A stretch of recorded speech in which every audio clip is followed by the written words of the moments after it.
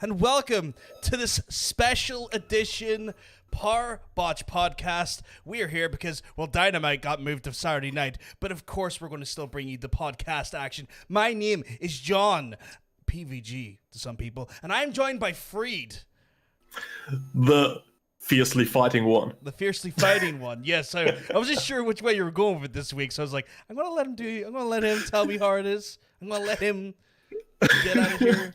I feng shuied my office again, as you can probably see. I moved the camera angles and stuff to make it a little bit more intimate. I'm feeling the energy, John. I'm feeling it. it too. I'm just going to fuck this. No, I'm not. Just imagine wreck my house. I would destroy my wonderful Witcher painting, which I don't want to do. But yes, that's how excited I am after watching this week's Dynamite. Not even too far off from watching it, so it's all still quite fresh in my mind. But of course, we're going to give you some of our breakdowns of the general breakdowns of Dynamite, as well as breakdowns some of our favorite moments during the show. I think, what should we do here, Freed? You know, it's kind of early in the morning. How about we start our day with a freshly squeezed AEW Dynamite? Oh, I like that. You brought it in a little bit cheeky there, a little bit different. Oh, that's just get a bit of a curveball. And because it's a weekend, how about a little bit of the bubbly? Oh, I do have a bottle of wine downstairs, but I wasn't sure if it was etiquette to drink on podcast. Could you imagine? It's 2:00 UK time, 3:00 Central Europe. Just me swigging away at a Sauvignon Cabernet. That would be a bit weird. I mean, it's not Talking Shopper Mania, so no can do. Yeah, exactly. We can't be raging alcoholics on podcasts like some of our favorite wrestlers. But anyway. I know, John. Screw it. Let's start with a bang and talk about Dynamite. We do it old school here. We're old school, then. Let's do it. Right. We have probably the fastest Dynamite to date. If I'm honest, we didn't even get any sort of like intros or nothing. In fact, there's quite a theme of that happening for the first few matches where there's just no feckin' entrances. But we have the FTR private party match to start off with, and we have a surprise. Let me tell you about that surprise. Mr. Tully Blanchard with his fantastic FTR jacket. Look at you just making those references right at me. With that fantastic FTR jacket in FTR's corner. Overall, I'm going to say a really good start to Dynamite. Great match with the flux of private parties, intricate, sort of sometimes chaotic and botchy, all-out attack style versus the fundamentals, the basics but brilliant at them approach that FTR brings. We have quite a bit more of a heelish version of FTR. I think you'll agree on this one, Mr. Freed. Yeah. I like how they use a wrong tag to get the eye rake in. Yeah. And it was a pretty brutal eye rake to start with. Like it just felt like Dax was just clawing like a hyena at him. Yeah, and I kind of liked that they used the wrong tag in order to get Aubrey distracted, because FTR are all about the rules and proper tag team etiquette, right? Yeah. To use this to gain an advantage, really loved the detail there. Yeah, it was just like little throwbacks to the I call it the pre-tag team appreciation segment of when we had Arn show up in a boardroom with the FTR guys doing their original signing. Overall, there was a lot of near falls here. We have a big clothesline into a roll up. We have a springboard cutter into a pin. A lot of pin attempts, but there's no real just pretty much near falls. We have an attempted roll up by Dax, but he's rolled up the wrong person. He wasn't the legal man. The rules actually worked against Dax on that one. But yeah, we had a series of pin attempts. Amazing spine buster. Chef's kiss for Mr. Freed on that one. Yeah, that was the mother of all spinebusters. Every other spinebuster you've ever seen was given birth to by this spinebuster. It was the progenitor of them. Beautiful spine buster. And then we have a moment where Private Party, I believe it was Isaiah, I probably said his name wrong there first time, apologies, goes in to do a high flying move over the top rope, but Mr. Tully coming in for the save, paying dividends to FTR and just pulling cash out of the way. We then have a very quick sequence with the Goodnight Express is hit for the win. Overall... Did you see how high Isaiah Cassidy jumped for the Goodnight Express? Yeah. Oh no, he edited. He edited beautifully. That was a crash landing from the Mile High Club. Wonderfully wonderful, just a great start. Again, one of the things I think me and you've always praised Dynamite for, they've always got really solid starts. Like there's never a dull opening to Dynamite. Even though it's always like fast matches, they're always interesting fast matches for their own nuance and reason. So good match. Got me ready, got me excited, especially on a Sunday morning when I was feeling a little bit groggy. Woke me up a bit. Then we got just who needs a hangover cure when you got fast action? Anyway, True story. True story, right? Hey. Next was the Mox promo. What do you think of the Mox promo, sir? Yeah, Mox promo from earlier today. I like the starting bit, really. Mox says MJF is trying to insult him, but it doesn't bother Mox because MJF isn't really bringing the good stuff. If he wanted to bring the good stuff, MJF should have just asked Renee Young. Which I have to say was quite funny in its own reasons, because we obviously have the news coming up, but we'll talk about that later. Right. And next bit is... Mox says where he's from, the tough guys don't feel the need to talk that much, so MJF must be hiding something. He's very talented, and he might just be leading this company for the next 25 years, because Mox says he himself won't last the next 25 years, which is probably true, but you don't actually mention this as a wrestler, right? Yeah, That's a very interesting...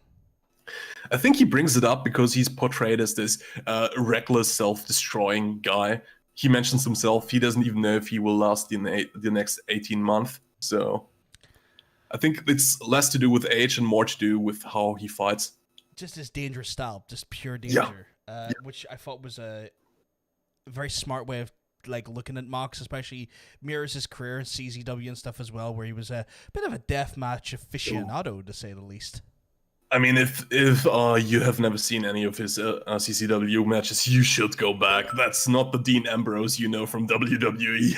It's not even the Mox you know from AEW at times. Yeah. It's something else. Well, anyway, Mox concludes. He says he hopes MJF will one day step out of his parents' basement, lose his virginity, and fulfill that promise to become the champ. But this day will not be at all out because Mox will destroy him. I think that was the one part that kind of got me. Sorry to interrupt. It was kind of boomer speak, calling him a virgin. I was kind of like going, "Oh, Mox, no, don't be doing that. That's boomer talk right there." I mean, MJF. Let's take the gimmick aside. He looks like such a nice guy, and nice guys finish last. At least that's what I've been told. I mean, if you are a nice guy, you should finish last. That's all I'm going to say to that one. Anyway, it was a good, entertaining promo. Good stuff all around. And then we have and the follow-up, essentially, the almost instantaneous follow-up with MJF's promo. Interesting comparisons to historical figures of old. We had Genghis Khan, Napoleon, Castro. We had a smorgasbord of awful individuals in the past just being brought up and compared to Mr. Dictator John. John attacked him like a gutless coward, and someday he wants to have a family. Did you know this? I didn't know this, Freed. Did you know MJ wanted to have a family? He needs to lose his virginity first, so I've been told. But he also refers to the paradigm shift as not a move, but an abomination. And then he gets kind of flustered, blustered, shouts Wardlow's name, and then they kind of console. And his attorney takes over.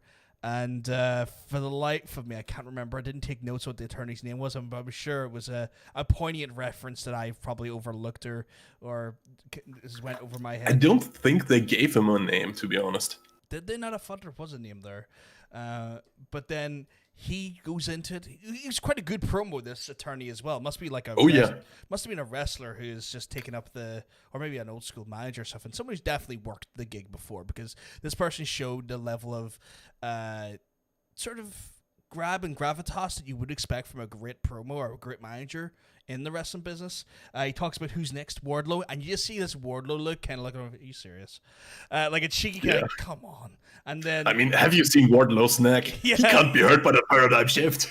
It's just like Brian Cage, right? It's physics, man. It's physics. It won't work. And then he's like, is it going to be Gum Guy? Because Gum Guy's an integral part of that team. Or Nina with her beautiful smile. By the way, she had a Cheshire Cat's grin the whole way through the promo. It looked so painful. It looks so painful. And apparently they put a petition up to get rid of the paradigm shift, the paradigm shift. That's 5 million signatures. Did you sign it, Freed? I signed about 4 million times, I believe. What? Okay, I'm going to have a conversation with you after the podcast on that one. That's ridiculous. I'm not happy. I want MJF to have a family. I don't want him to get mangled. He has to stop being a virgin first, Freed. Can't believe we're touching this line. And she can't do that if Moxley penetrates the mat one more time with MJF's skull. Okay. Well, he did say he was trying to split his skull in half to figure out what his secrets were, right? And that's how you do it, is with a paradigm shift. So was that a Hot Fuzz reference? Because I believe it was. I think so. I feel like it was. Then they drew up a contract to ban the move from the match. Because, like, you know, if you're such a badass, why do you need one move? Surely you can beat MJF with any other move if you're so badass. And then we have...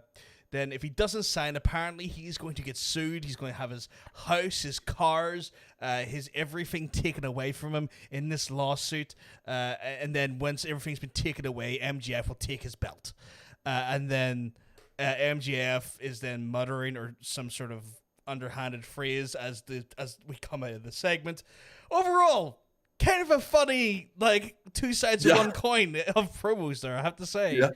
It's kind of gutsy to not let MJF speak the entire promo because he's such a good talker. But like you said, the attorney was pretty good. Yeah, he was really good. Like I would love to see him more. I would love to see what he's capable of in ring. I would love to know. I need to do research. Is he a wrestler? Is he a manager? I'd love to see what his in-ring credentials are. Then we go into the next match, which is the Butcher and the Blade and the Lucha Bros versus the National Nightmares and Jurassic Express. Again, no entrance. Let me just say one thing. The Butcher, the Blade, and the Lucha Brothers, although they are really great as tag teams on their own and they deserve their own stories, they are probably the best quartet in AEW or wrestling as it is right now. Oh, yeah. I really enjoy them together here. They are so fluid, which is so strange because their styles are, as two teams separate, are so very different. Like with the Lucha Bros, it's obviously that luchador, but given the name, of course, high flying, high octane, just absurd offense. Where you've got the Butcher and Blade, who are just raw, raucous, hard hitting, slamming your back to the mat moves, you know, just pure aggression, which is such a, again, two sides of the one coin, but beautifully flipping over when they're free into the air, and just fluid motion between them. Like their hot tags work perfectly. You're right, 100% right. We don't even get any sort of like start of the match in a relatively sensible sense. We have the Lucha Bros and Blade and Butcher just ambush Natural Nightmares and Lucha Bros, or not Lucha Bros, Luchasaurus and Jungle Boy from the get-go. We have like stereotype. That's not what I was about to say. Stereotype suicidas from the Lucha Bros right over, just catching pretty much the Natural Nightmares and Jurassic Express from the get-go. We have then QT kind of fighting back, but then Dustin comes in to try and get that hot tag to light them up. Numbers game is kind of the biggest factor in this whole match. Every time we see a little bit of the faces getting some sort of advantage, the number game comes back on them and ends up just dragging them in. We see pretty much Dustin getting lit up in a corner for a lot of the match. We're talking like absurd punishment for so long. And then finally, when there's a bit of light, we see Luchasaurus come in, and he is just cleaning house. Like, he's taking care of everyone. It's not until you have Butcher come in who can match him strength for strength that we can actually see a little bit of that weird speed, because Luchasaurus has stupid amounts of speed for his size along with that power. He is an elegant reptilian hybrid that I've never really seen before in that sense. That size mixed with that motion is so absurd, but I love it though. I'd love to see when he's like in a singles. Like, I've only ever seen him really. Well, we saw them against Wardlow, but I'd love to see him in a singles run at some point. I will not contradict you there, but when the Butcher tries to match him move for move and does the Shining Lizard, that's great. But I give him an A for effort. I give him an A for effort, definitely. Then next thing you know, we have a bit of a clearing house moment, and Jungle Boy just decides that he's going to be the pinball of this match. Bloody top rope maneuver out, Suicida one side, on the other. He is just absolutely brilliant to it, and that's what Jungle Boy's great for. That's just kind of his signature. He is like a pinball in a machine when it comes to his rapid fire hot tag offense. So good, so bloody good. Pentagon then gets into it with Lucha with a little bit of posturing, but Lucha's not having it. He just absolutely whacks him before he can even get this Air Miedo out. Then you know what? There's a little bit of I'm gonna say inter-team differences between Blade and Pentagon. I feel like they're going to try and go for a package pile driver at one point, and and Pentagon wasn't for it. It's like, no, you can't do this. You're not Ray. I'm not letting you do this. I don't think that was the problem. I think they were perfectly fine and willing to do the Lucha driver. It was just that that Blade was doing the Cerdo Mineiro. Really? Yeah, because when the Lucha Bros do the move, that's their taunt. They use that. And I think Pentagon was just not having a Blade using their taunt. I mean, that's their signature.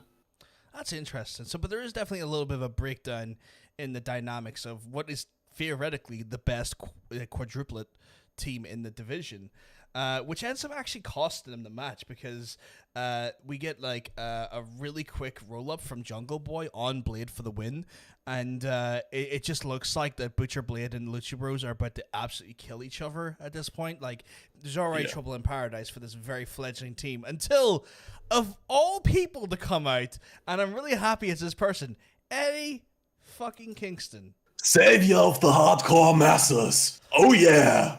And he comes out and interrupts this quarrel and tries to bring them all together. He bigs everyone up. Apparently, so I've just read prior to coming on the podcast, there was a reference to Mr. Mysterio, Rey Mysterio, during that segment, but in the post live versions of the show, if you watch it on Fight TV and whatnot, that segment had been edited out. I felt there was a little bit of a weirdness when he goes to talk about Rey Fenix, because it just felt a little bit jarring, and almost said the same things almost what he said to Pentagon, but now that I know they've cut it, part of that promo out, that makes sense. That makes more sense now.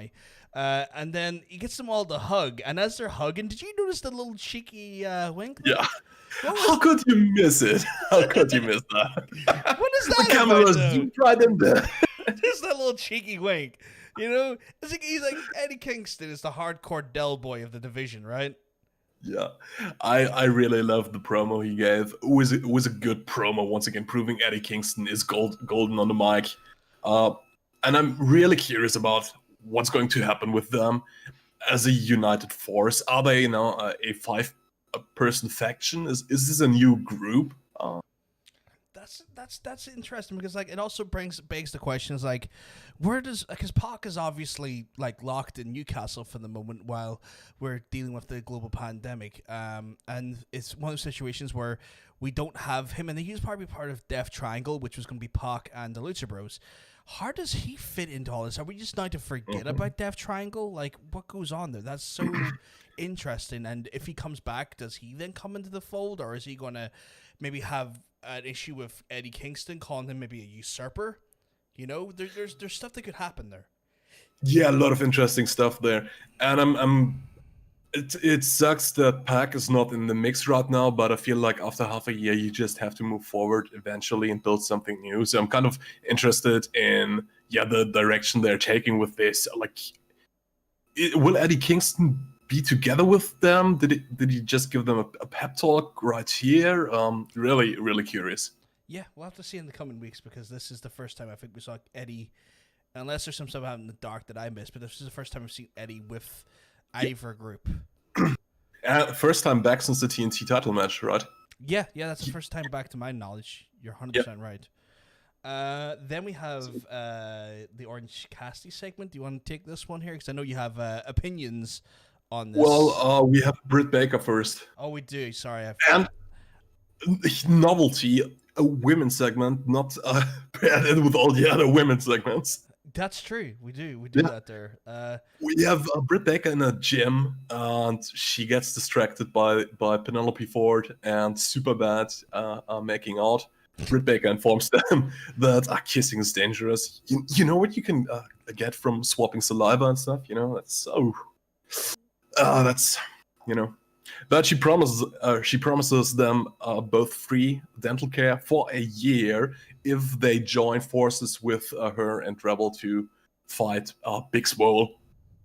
But it doesn't seal the deal. Yeah.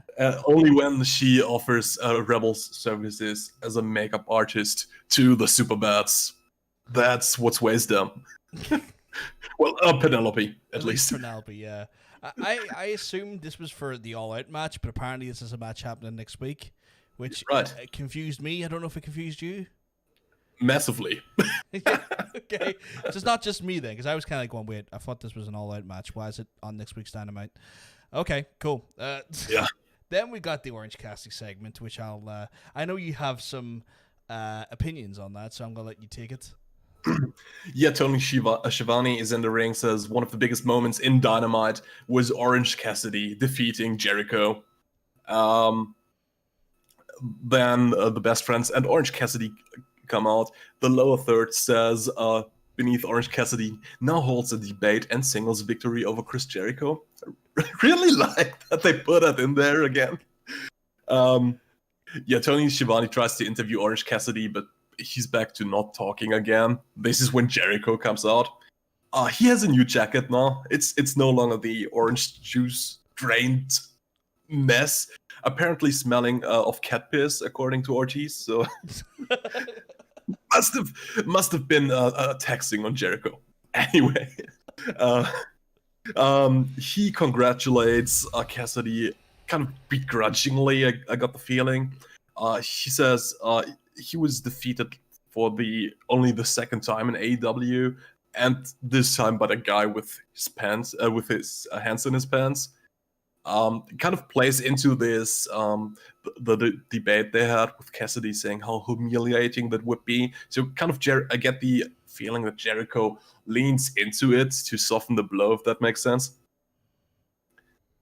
And Jericho says he's proud of Cassidy for proving his critics wrong. My notes say, now where's the attack? It doesn't happen right now. Jericho says it's 1-1 now, and for funk's sake, of course we're gonna get the rubber match. So they need a match to determine the winner of the feud. So I don't really need that. We've talked a little bit before the podcast about that.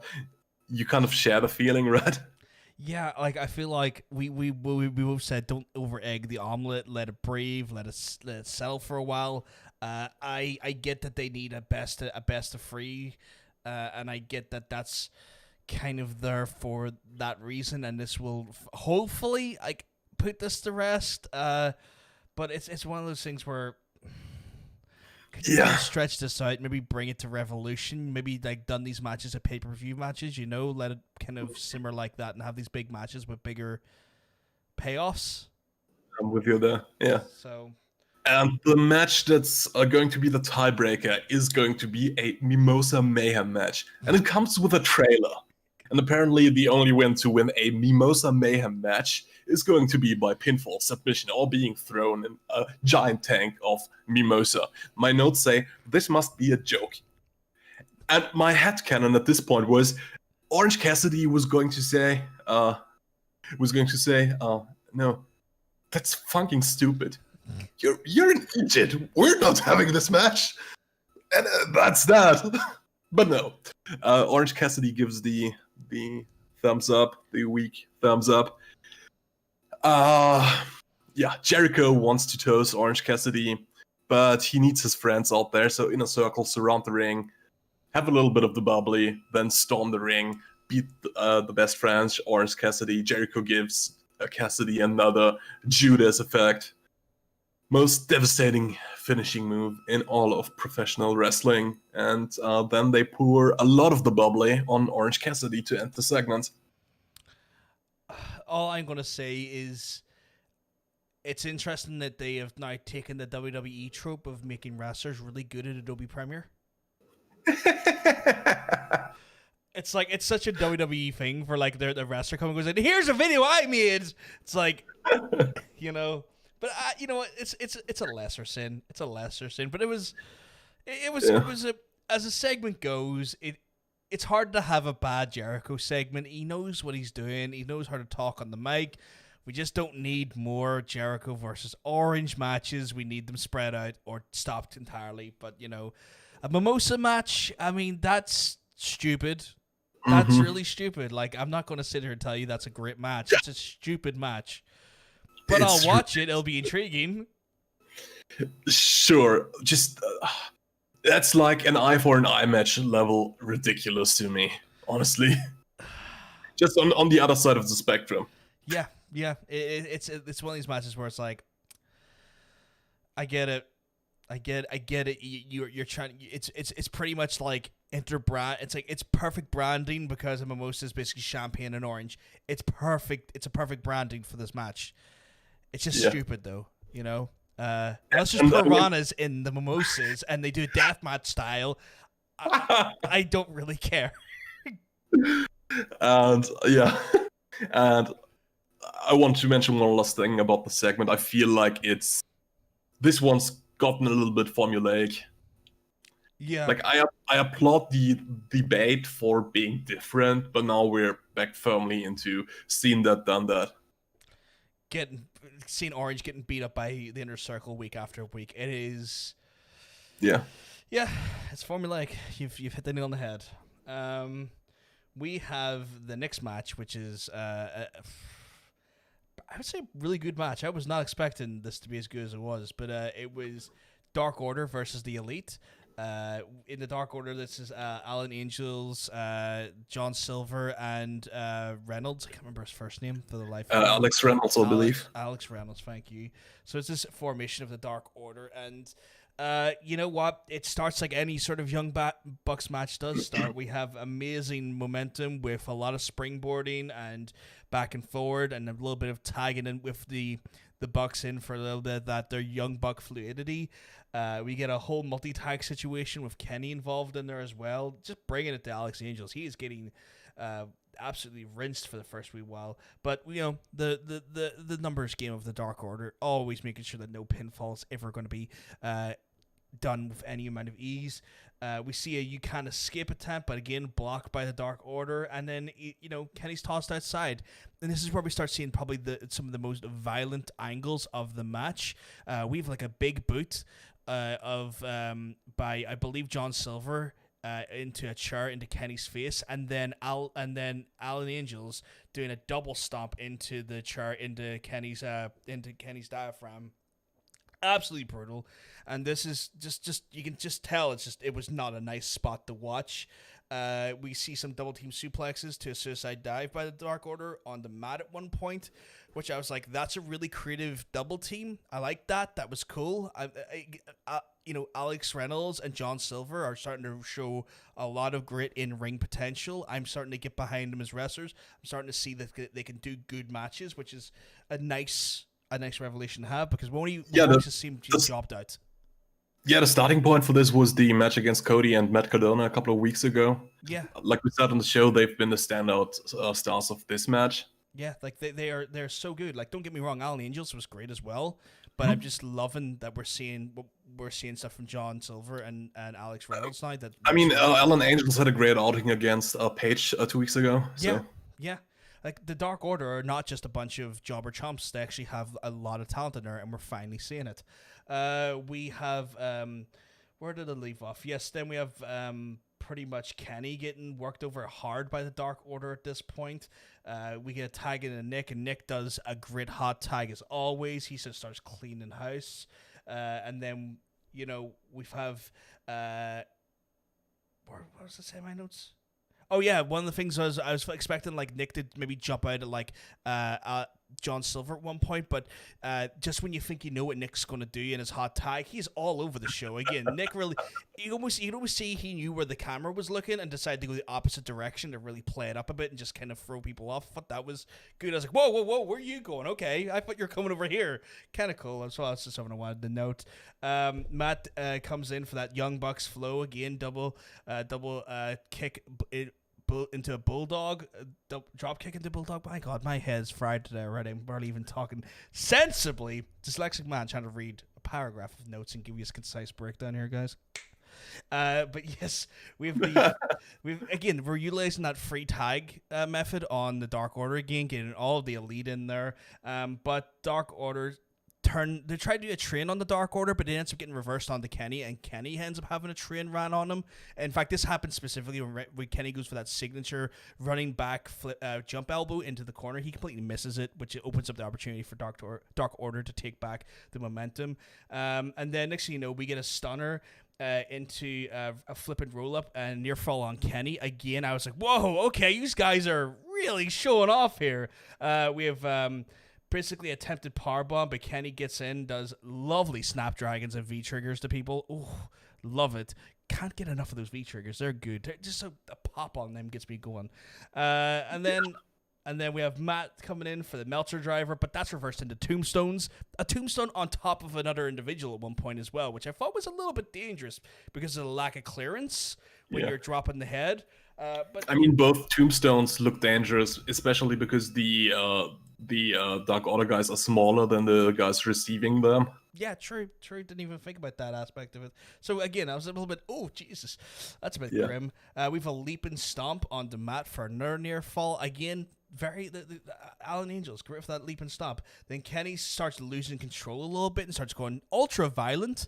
Like, we're starting to see the cleaner come back, and this was shown even like a few weeks ago against Marco Stunt and stuff. Just that angrier, more aggressive, pissed off side of Kenny that we used to see in New Japan. So I'm hoping for a proper cleaner comeback, and it's been alluded to on BTE. If you ever watched that on YouTube on a Monday night, thank you. You can thank me later for that one, guys. Anyway, Nick then flies over the ropes, and we catch Dark Order on the outside. Assisted Indie Taker into a one-winged angel for the win. And then we have, again, which is a running theme here with the matches, we have a bit of an after-match angle, if you want to take us through, sir. Yeah, Kenny gets a chair after the match, and he sets it up, but not with the sitting side upwards like you would expect, but with the legs upwards. And he wants to powerbomb. Is it Angels? Yeah.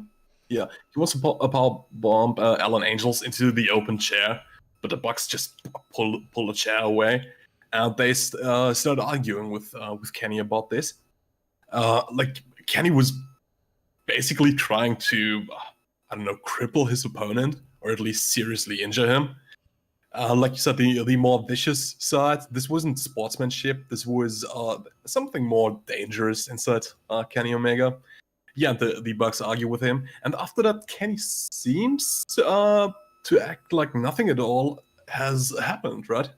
Yeah, he has a tendency of doing this. Like, he tends to like try and brush off his actions as innocent or play them down as not as aggressive as they actually are. And we've seen this as well with with Marco Stunt. In fact, I don't know if it was on BT or if it was an online segment or backstage segment where he tries to go and apologize to Marco, but Lucha's like, go away, you've already done enough. He pushes him away. It's like, there's that sort of flow that storytelling's been happening for a while now. Just little nuggets of it, though.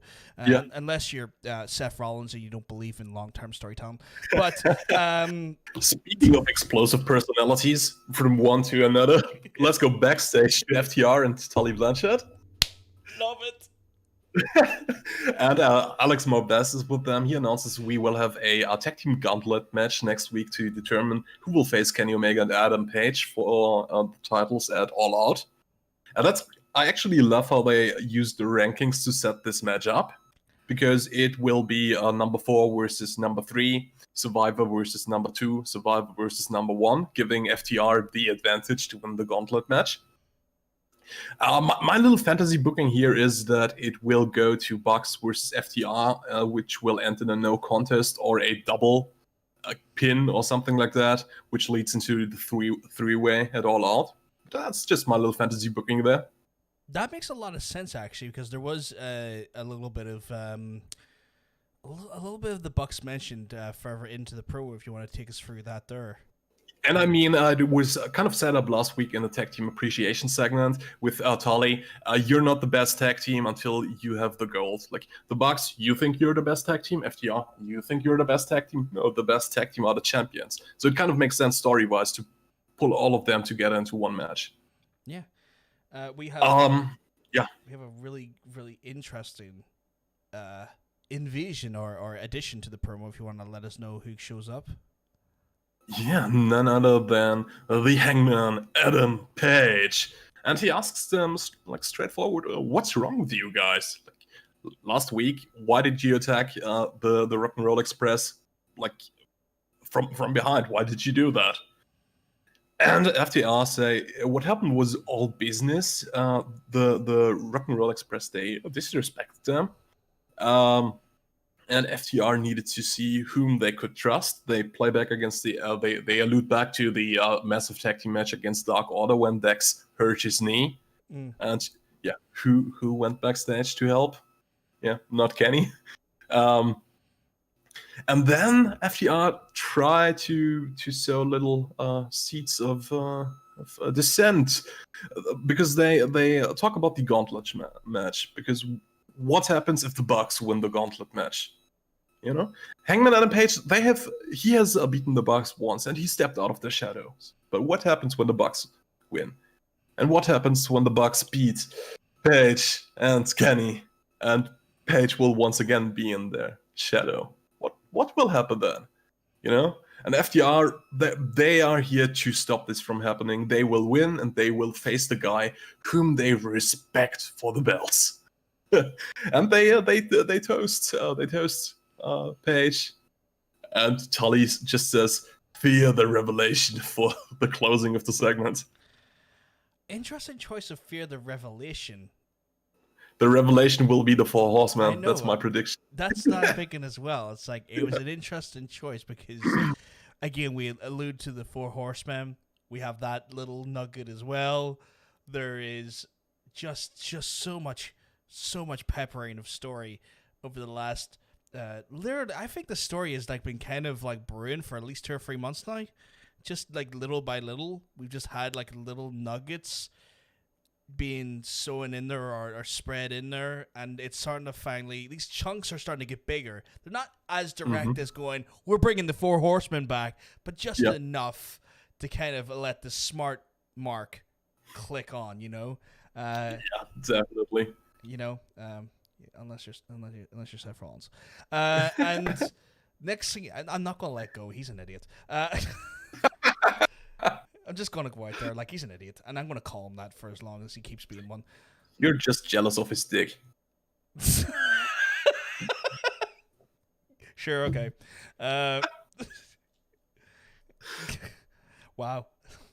I mean, if you want to put that out there. I mean, I was thinking, okay, am I going for Twitter Seth Rollins or his leaked nudes? Leaked nudes it is. I mean, you know what? At least I can appreciate his leaked nudes because I know what I'm getting when I look at it rather than his tweets. Anyway, so my dick makes more money than you. You know, there's, you know, maybe it's Just last thing I'm gonna say, maybe him being a dick on Twitter compensates for the lack of dick he has. Anyway, next segment is Darby Allin versus a jobber called Hobbs. You look even shocked by what I just said there. We'll move on to the segment. It's Darby Allin versus Hobbs. But Ricky Starks will attack him. First thing in my notes. It's like just everyone's like, "Where is Ricky? We know he's coming." But no, as jobber matches go, it was quite a weird one because, like, Hobbs had a strong amount of offense on Darby. Like the power gain was working for him. Like, despite a lot of Darby's like best efforts, Hobbs' power was just too much. Even his speed was being countered by just raw, brutal force. I mean, he's 5 Darby Allin, so yeah, he really is. He's a big, athletically girthed man. You know, that man has got the girth going for him in an athletic sense. And then, you know, I didn't even notice until commentary said it. It's like, oh, there's Mike Chioda. I was like, oh, there is Mike Chioda. I wonder if he's got a contract. That's how, like, uninvested I kind of was in this match. I was like, oh, that's great for Mike. Hope Mike's doing well. Look at him doing his officiating. That's great. You know, I was just like going, I hope he's got his contract. I hope he's got good work now. And then, then we have, like, a weird quick springboard reversal into a coffin drop for a win. It kind of was like a shock win to me, but I guess it's a bloody jobber match at that point. Yeah. But that wasn't really the crux of this segment. Maybe you want to take us through the actual meat on the bone of this piece. Yeah, Taz gets a microphone and says he's got a little surprise for Darby Allin. Team Taz has a new member, and his name is Darby also. And then Ricky Starks comes out to Darby Allin's music. He's got the face paint on. He's got a skateboard. He cuts a promo in the Darby Allin style. You know, this face down, emo kind of monotone way to speak. And while he's mocking him in this promo, Brian Cage ambushes Darby Allin from behind with the FTW belt. Ricky Starks says Darby Allin is a joke. Ricky Starks doesn't need the face paint to be somebody. He's just absolutely Ricky Starks. And he attacks Darby with the skateboard. And then he hits a coffin drop on Darby Allin. I have to say, seeing that coffin drop made me appreciate how much commitment it takes to do the real coffin drop. Yes, because he doesn't do it from the third rope. He does it from the second. And he didn't believe in himself completely, because when Darby Allin does it, it's a complete trust fall. Ricky Starks was looking behind him. He wasn't landing flat on his back on his opponent. He was, you know. I mean, I can't expect him to perfect the move doing it for the first time, presumably, but it's like a night and day difference between his and Darby Allin's. Plus, like what you said as well is like, which is a good point. He had to turn back and look for himself to see where he's going. Where any other like aerial maneuver a wrestler does, they are often facing the person directly, or at least in motion, seeing where they are in mid maneuver to guide themselves. Even in a moonsault, they still have their eyes on their target and can direct their body to some extent. Where with a coffin drop, if you're doing it full on like a trust fall, you're looking to the lights. You're not looking behind you. You know, so it's a really good point you made there on that one. And I wasn't so high on Ricky Starks up to this promo. Seeing his kind of meaner, angrier, more aggressive side here, I think really served him well. I'm more invested in his character now. Yeah, like I think he had a great match with Cody. We didn't really see much of him in a meaningful sense, but now we're starting to see that like arrogant, I'm better than you, but not in like an MJF style way of going about things. Like that is kind of like a cliche thing, is that I'm better than you, but MJF has a way of doing it, and we can see Ricky Starks has a different way of doing it, and it felt good without being carbon copied, which was nice. Yeah, definitely. Then we have the next segment, which I thought was interesting.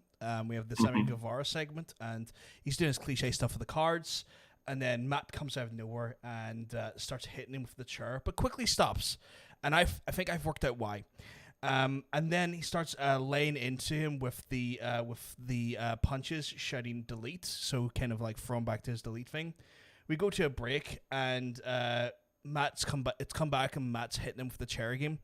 And I think I figured out why that happened. I don't think they had the approval or were worried that when they went screen on screen that their advertisers might have complained with their advertisement being shown alongside someone getting hit with a chair. So I think they kiboshed that angle for a moment and waited till they got past the ad break and then resumed that aspect of the angle again to try and prevent any backlash from an advertiser standpoint. Oh, that makes sense. Yeah, good point. Good point. So as soon as we come back from if you're wondering why that segment looked weird, this is now I haven't read this anywhere. This is just me assuming, but he goes right back into the chair angle again, where it's probably safer to do because they're no longer got their advertisers on screen, and starts going for it again, just pelting the back off him, and then he throws him off the. I don't know if we call it a Tron or if we just want to call it an entrance or a walkway, but he just chucks him off the entrance essentially. And this is quite a far horizontal leap right into the table near the bell. And God, that looked brutal. Then we see Matt looking for the fabled chair that he got hit with a few weeks ago, and he's going to try and hit Sammy with the same chair. We have the refs come out. They break it up. Dr. Samuelson, I can't remember his name, apologies, Doc. But he comes out along Aubrey, and they kind of just take Sammy away, gets Sammy into the clear, and it was quite a brutal angle, like a real brutal angle. Yeah.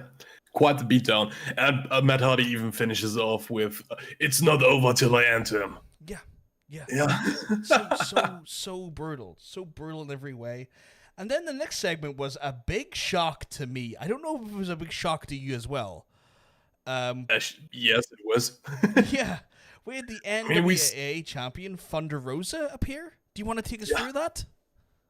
I mean, like you said, the NWA Women's World Champion Thunder Rosa appears, and she challenges Hikaru Shida for the championship at All Out, and she's only here for the title and nothing else.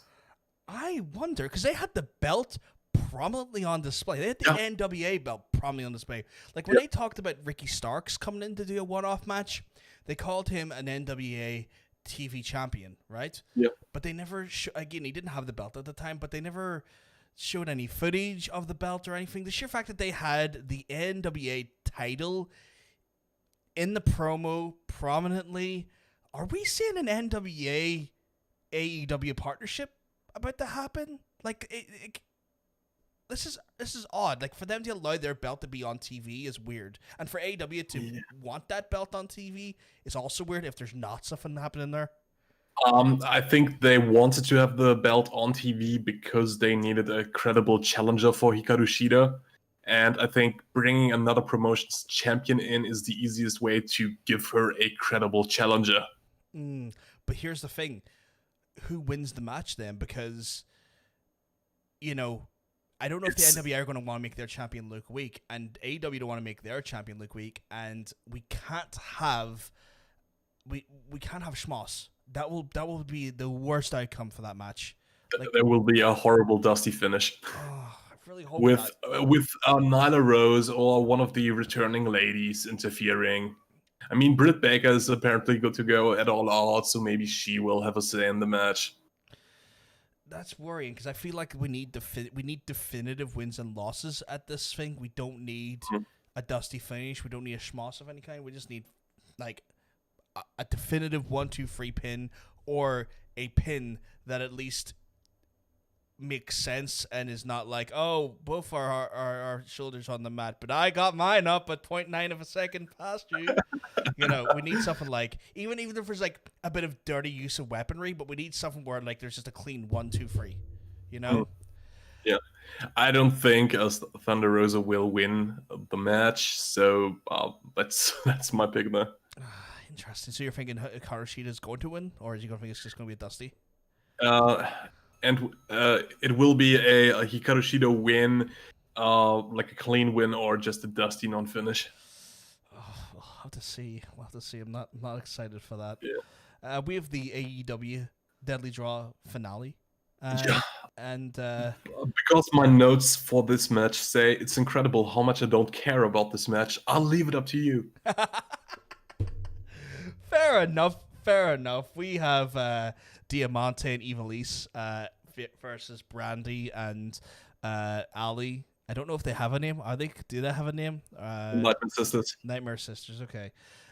We are seeing a different side of Brandy. Well, not a different side of Brandy, but an old version of Brandy coming back. If you're familiar with her work on the indie scene, where we have a bit more posturing and a bit more confidence and a little bit of heelish tendencies coming from Brandy. Starts off with almost a stack pin by Brandy with no win. We start seeing some posturing. We see Ivelisse taking it to Brandy with kicks, and then Diamante coming in to continue that onslaught. Brandy quickly tags in Ali to try and get away from Diamante. Diamante, in control of Ali, throws her outside, but Brandy then starts getting involved and showing the numbers game on that side working. But again, does this thing, the posturing, way too full of herself, probably going to be her demise. We'll find out in a minute. Aggressive stomps by on Diamante as both Ali and Brandy are taking pretty much their turns on just laying her out in the corner, separating her away from Ivelisse. Great tag team work if you look at the fundamentals. Diamante tries to take back some momentum, but ends up getting a massive kick to the face by Brandy. We have a superplex attempt by Ali, but Diamante actually manages to reverse this, and this is something Vita Scott, who's on commentary by the way for this match specifically, coined the phrase to me, and I thought it was a great phrase, tornado suplex. I've never heard that before, thought it looked cool, thought it sounds cool, so we have a tornado suplex for the reversal on that there. Ivelisse is tagged in for the hot tag, and we've got a claw hook driver for a near fall. No pin though, sadly. Attempted double team by Brandy, who drags them both into each other. Basically, interesting reversal of almost kind of like a slapstick, like something you would see in a maybe an A-team or like a comedy action TV show. And then we get a massive spear. It's called the Bionic Spear, if I remember correctly, because of Brandy's surgically repaired shoulder into Diamante. Ali's tagged in to do the rabbit hole and for a near fall. But hold on a second. Mm-hmm. Don't you think it's called the Bionic Spear in reference to Dustin? I thought the way I've heard it being talked about on the indies and stuff, it's because of her surgically repaired shoulder and has a shoulder plate in her shoulder. Interesting. I'm near sure she has a metal plate in her shoulder. Okay. So I thought that's why it was the case. Could be wrong though. If I am, let us know in the comments below or in the live chat right now. Yeah, I mean, bionic elbow. That would be the connection. Yeah, that's fair. That's probably where the naming convention comes from. But I think the way they try and sell it, why it's more painful, is because of that plate in her shoulder. Okay. Sorry for the interruption. No, you're absolutely fine, sir. Not a problem.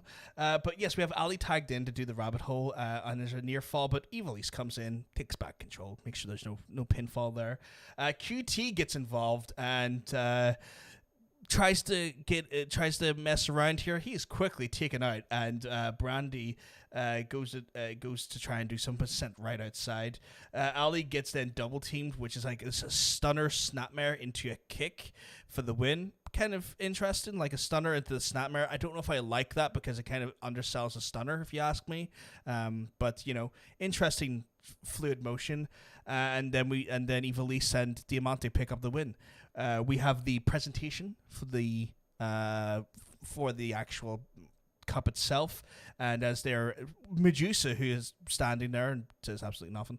Alundra Blaze, for those who don't know her. Yes, for our WWE fans who maybe not seen her WCW run, Alundra Blaze, stand there to present the cup, and as the flowers are presented to both Ivelisse and Diamante, they're free on the ground. Totally don't care about those flowers. They get their respective flags, be it the Puerto Rican and the Cuban flag, and for a bit of a Latin American appreciation and celebration there. And that was your deadly draw. Yeah. I think the right people won, if you ask me. Yeah, you could say the finish was a Latin American exchange of some sorts. Trademarked by Impact.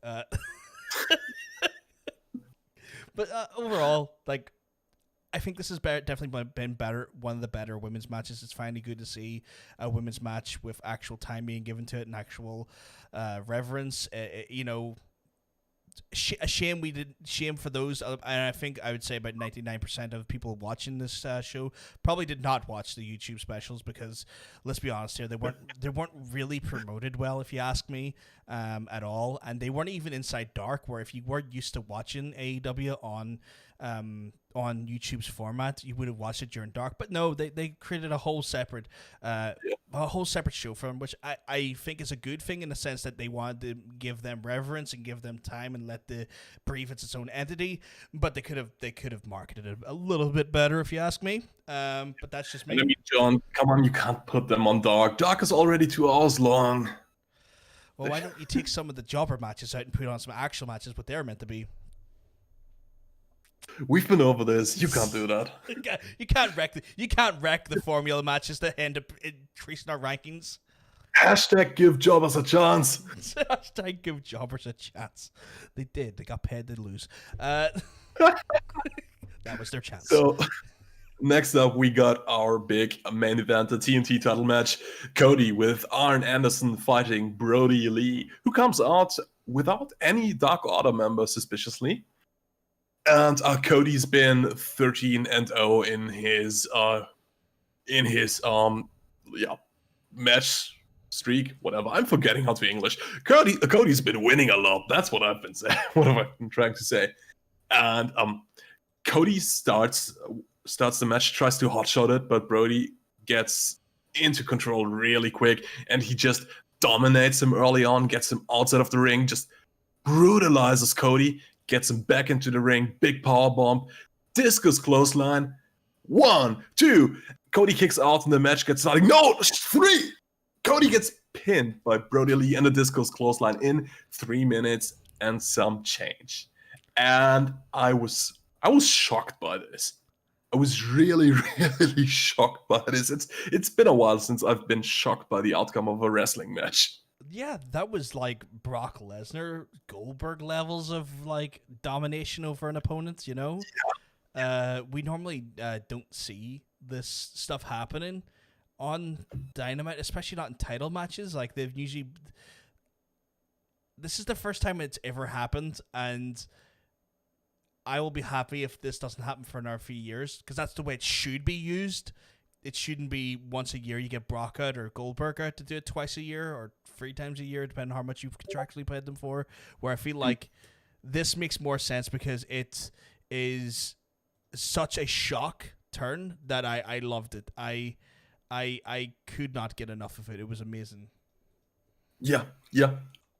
That's how you book a good, shocking finish. I've been trying to think what was the last match that shocked me like this, and it was probably Hell in a Cell last year, Rollins versus The Fiend. Oh, yeah. But that shocked me for a whole different reason. Hell in a Cell. What is she like? God, I hated that. Let's not talk about that. But yeah, interesting. I'm really, really looking forward to how Brody Lee defends the title. Surely we will not get the weekly or bi-weekly title defenses anymore. Will he have an opponent at All Out? We've still got 2 Dynamites to build to a match. Will it be a rematch possibly? God, that's a great question. You never know. He might do the thing what Cody does, but he might just make a Jobber City where he just defends against jobbers for like 4 or 5 weeks in a row. And he might spin it like he's the Dark Order. He gives the losers a chance. That's a really great idea, John. Yeah. You know, it's kind of like, again, a term I've been using all podcasts, but it's that side of the coin, isn't it? It's the other side of it. But we're not done there, though. There's so much more that happens. You want to take us through it, sir? Tony Schiavone comes in the ring, tries to interview Brody Lee while Cody is stretched out. Rest of the Dark Order joins Brody in the ring to celebrate. And just Brody says over and over again that people like Tony, executives like him, try to keep him down. They made him what he is today. They made him get the way he is. Like, the first time he gets a chance, he just capitalizes on the chance. And then Dark Order proceeds to go after Cody. Arn Anderson tries to get in their way, but Dark Order just told him. Brody kicks him. They beat Arn Anderson down. They get the stretcher back on the ramp. They flip it over. Cody takes a hard bump on the steps, and then Dark Order drag out Dustin and QT Marshall from the back. They've been beaten up. They're just like dead on the ramp, and then Brandy comes running out and just covers her husband, so he won't get any further beating. But who shows up? Anna Jay, female member of the Dark Order. Brody gives the order, and Anna Jay just chokes out Brandy from behind, while Lee just loves. It's the most diabolic grin I've ever seen on somebody, probably. And yeah, Brody has a little black bag. He used it to hit Cody with it before, and he empties it over Cody, and it's the broken pieces of the old TNT championship. And Brody says, like he promised last week, Cody can have this belt. He will, Brody himself will take the new one. Brutal, absolutely brutal. Some of the verbiage used by Mr. Brody's interesting as well. He keeps talking about the execs that kept him down, people like Tony Schiavone, people like Arn Anderson at one point as well. Shades of his previous life in a previous federation. There is one Stark, and I don't know if you noticed this, but one Stark person missing in that whole segment. Ellie? Colt Cabana. Ooh! That's a really good call.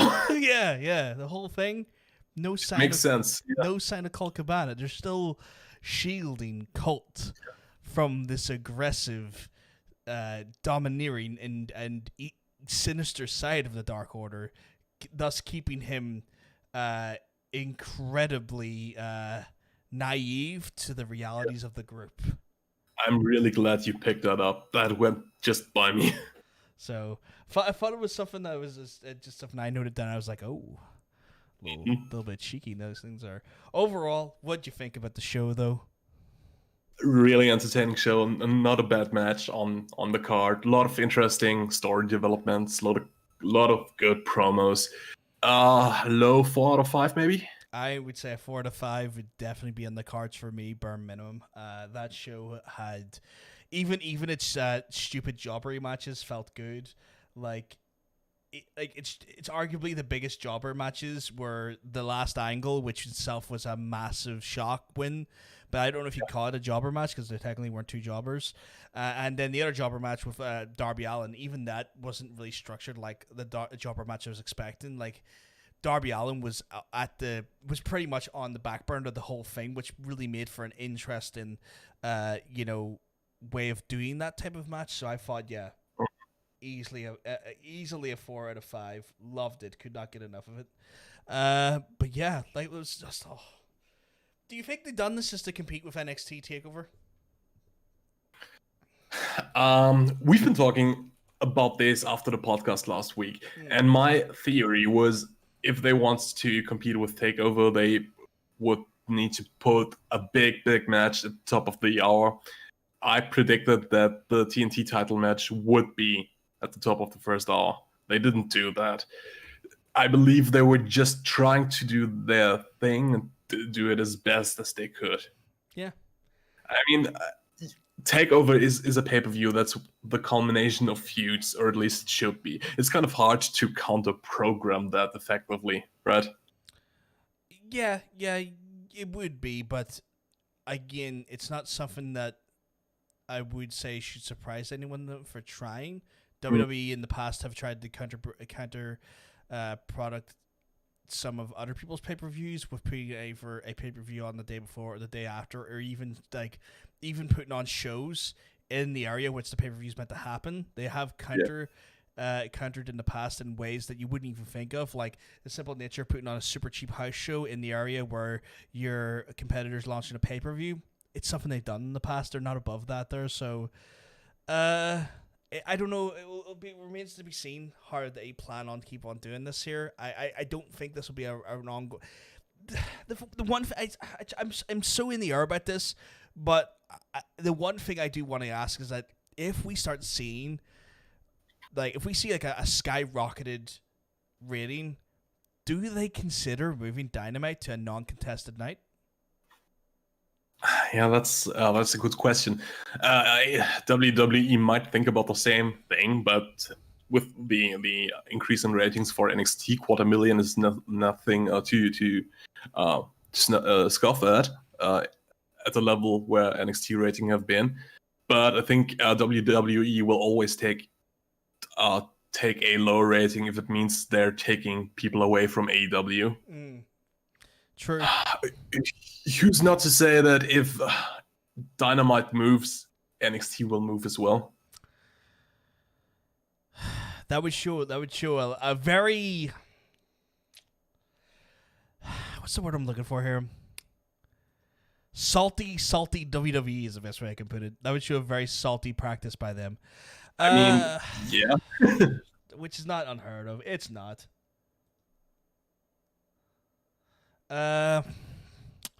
Yeah, I'm just thinking about it. I'm like, yeah, true. Should we move on to the news, sir?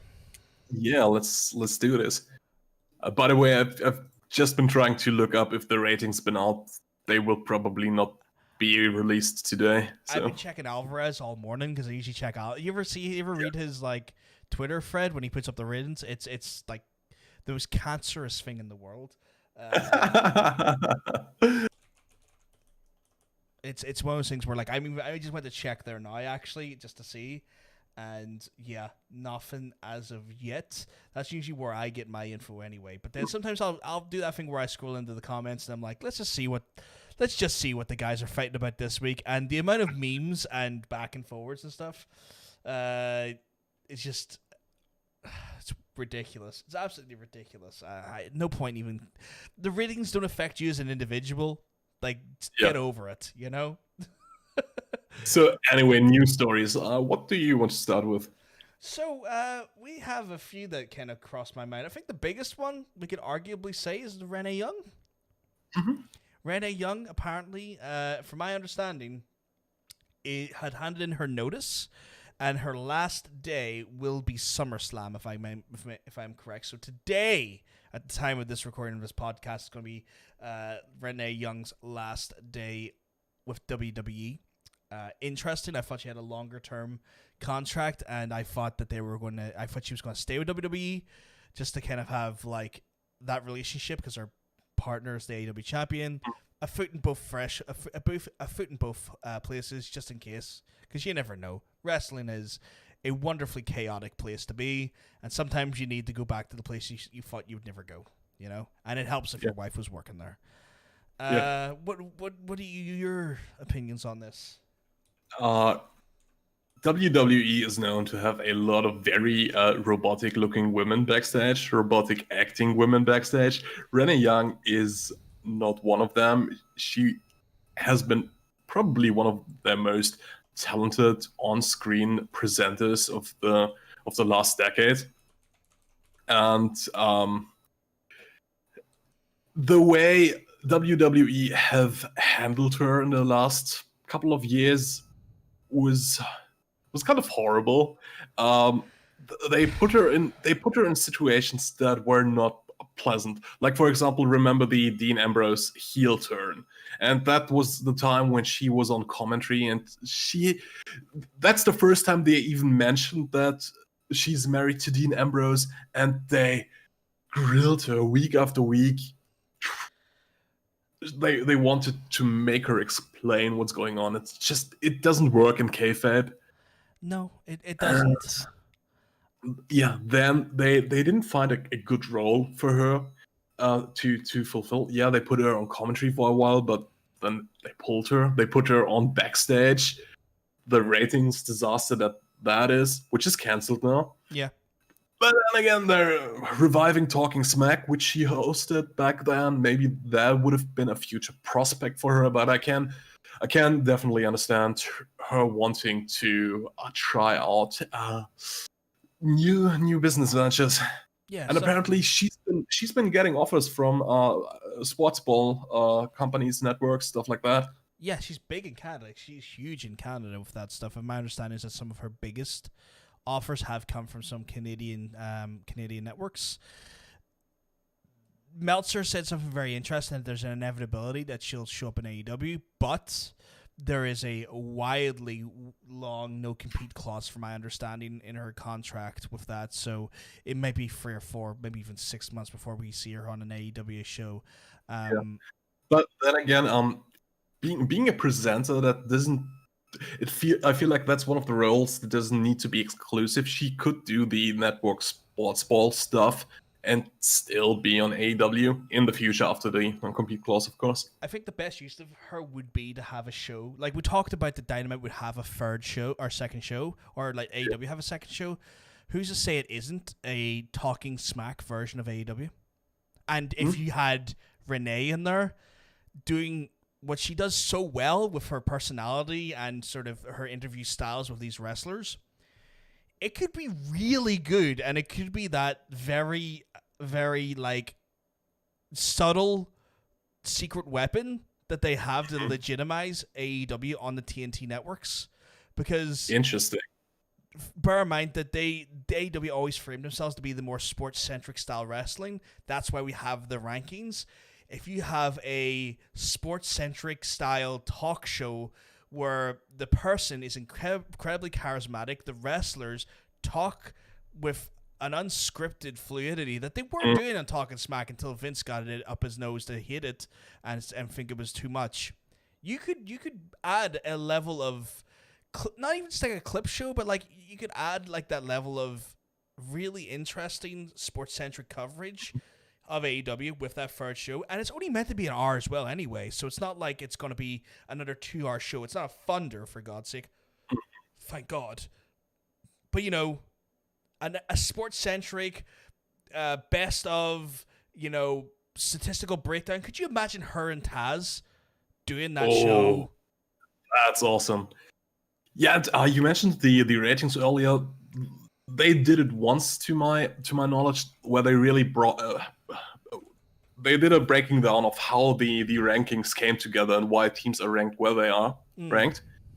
And I think they did it only once. And I feel like that could be really great if they did this more often, because a lot of the people who say the rankings are BS, like, there is a logic there why people are ranked where they're ranked. Yeah.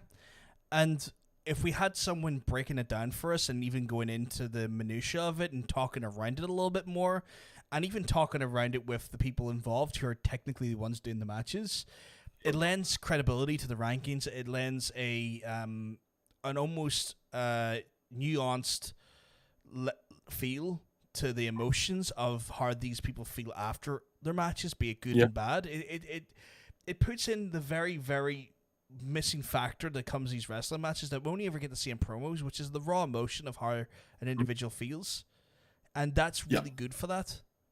I like the idea, but I think maybe a 1-hour show would be too much for this talk format.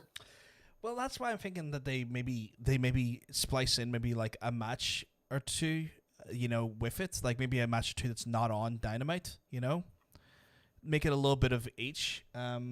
But yeah, that was kind of like one of the big talking points out this week. We got a few interesting bits of news this week as well. If we want to go through our AEW stuff first, because there's only one thing that I have on my mind. It's WWE. Well, there's two things that are WWE related, but there's more Dynamite related stuff. So I think we should keep it just thematically consistent.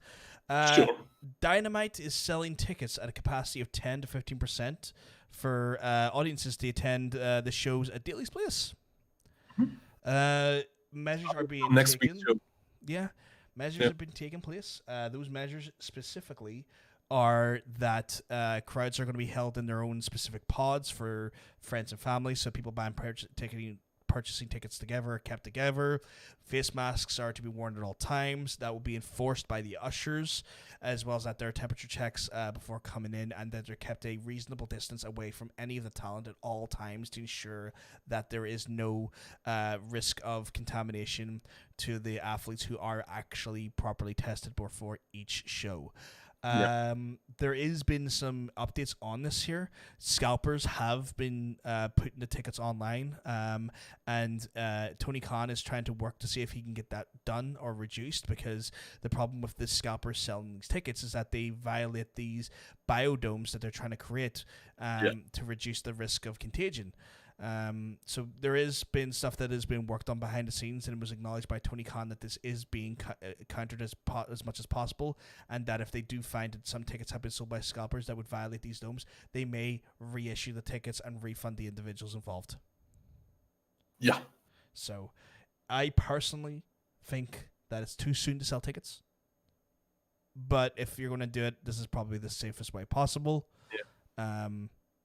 Lord knows that we're not going to see America, especially Florida, adhere to any sensible guidelines for the foreseeable future. So I guess you got to make the best of a bad situation, and I think this is probably the best of a bad situation that makes sense. What's your opinion on, sir? I mean, there has been speculation starting 2 weeks ago when they started having friends and families in the audience. People have been speculating that that was the test run for eventually getting fans back in. I didn't think that it would happen this fast, but that's the United States. I mean, like you said, I feel it's much too soon. But Fozzie's been in the news, being at the Corona Festival a couple of weeks ago, right? So. I like your call, Sturge. You said Corona Festival.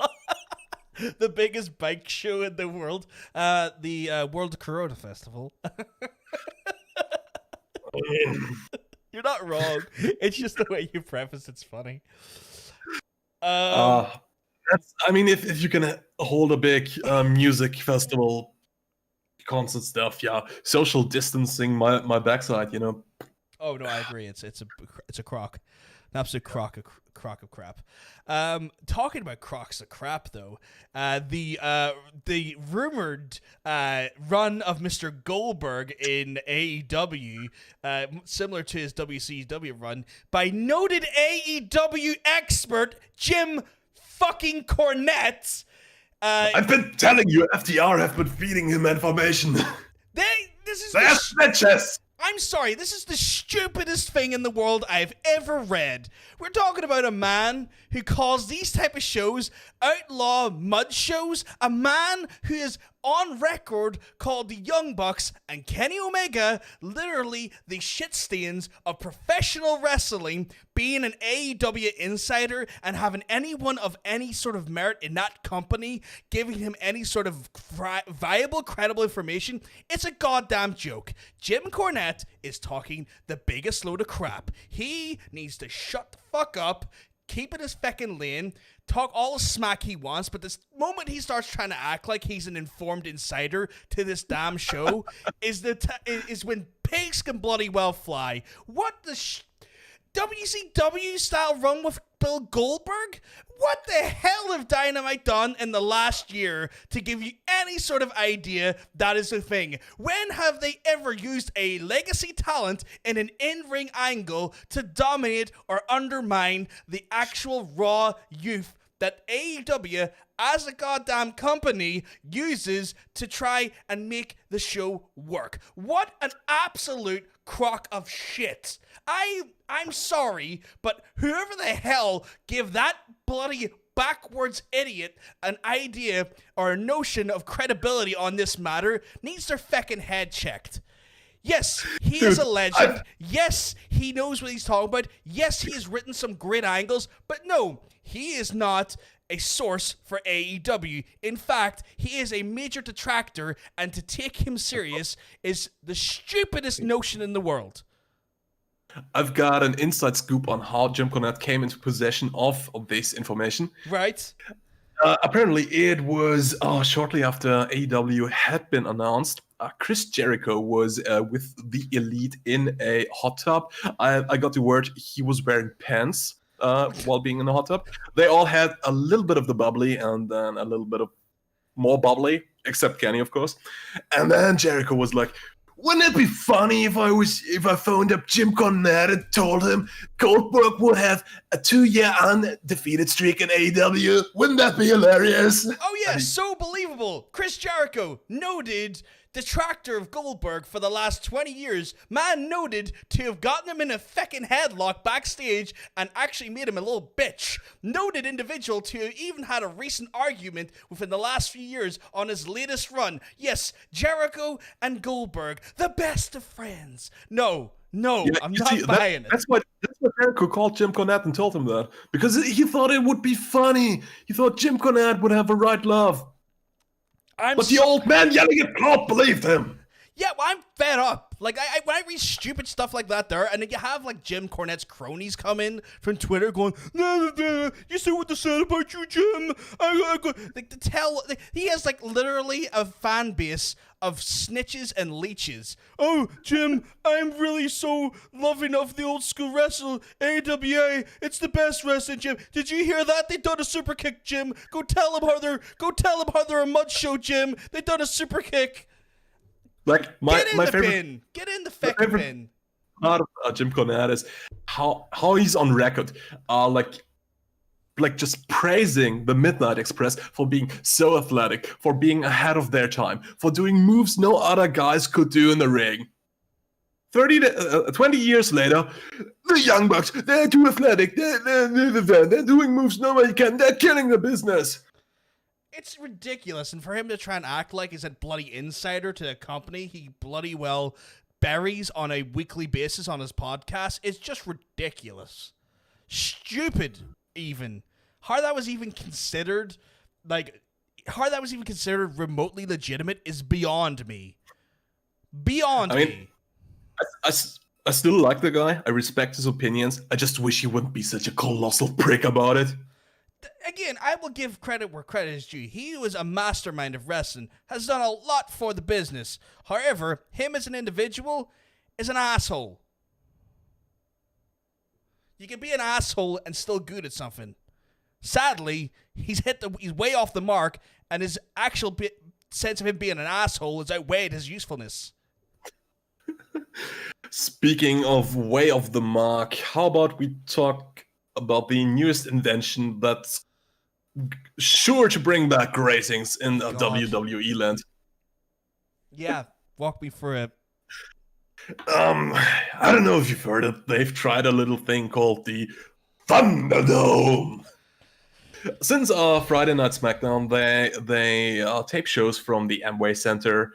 Apparently, they've got a contract with Amway till October 30th. Could be renewed, of course. And they've been really suffering under no fans in the arena. That's what's killing the ratings, if you haven't heard it.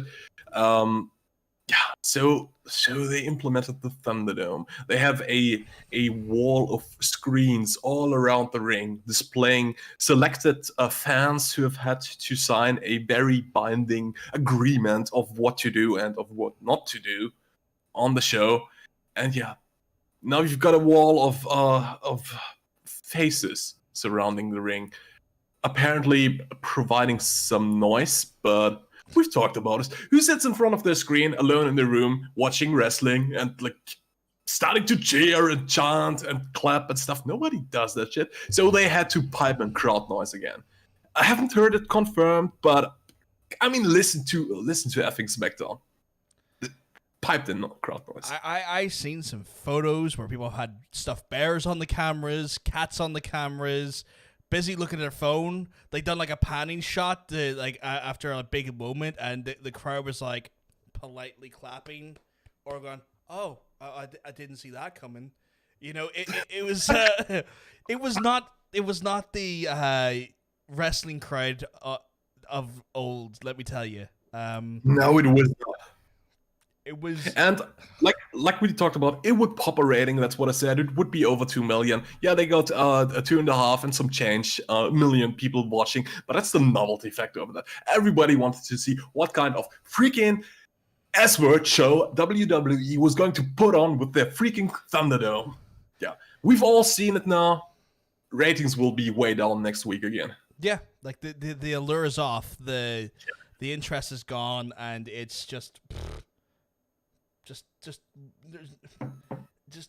there's nothing more to be said. It's an interesting concept that I don't think will last them,